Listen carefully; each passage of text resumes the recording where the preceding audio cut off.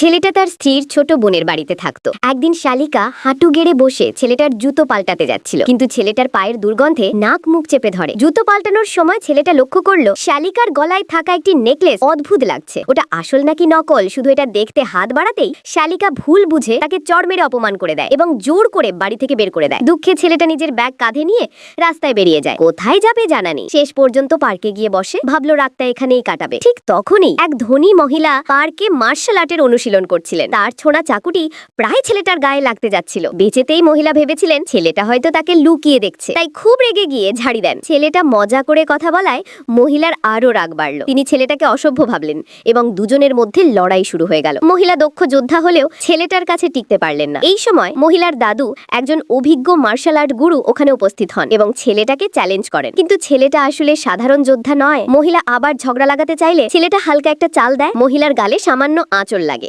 তিনি অভিযোগ করেন ছেলেটা নাকি গোপন অস্ত্র ব্যবহার করেছে। দাদু এসে তদন্ত করে দেখলেন অস্ত্র নয়, একটি পাতা দিয়েই ছেলেটা ওই আঘাত করেছে, যা বড় বড় ওস্তাদও সহজে করতে পারে না। দাদু সঙ্গে সঙ্গেই বুঝে গেলেন ছেলেটা কোনো সাধারণ লোক নয়। তিনি সম্মান দেখিয়ে ক্ষমা চান। এই সময়ই দাদুর হৃদরোগের সমস্যা দেখা দেয়। ছেলেটা এক নজরে সমস্যা বুঝে বলে প্রয়োজনীয় জিনিসপত্র প্রস্তুত করলে সে পরের দিন গিয়ে চিকিৎসা করে দেবে। ধনী মহিলা ছেলেটার প্রতি মুগ্ধ হয়ে যায়। সুযোগ বুঝে বলে, তুমি যদি আমার দাদুকে সুস্থ করে দাও আমি তোমাকে বিয়ে করব। ছেলেটা শুধু হাসে এবং বলে, আমি কথা দিলে তা রাখি।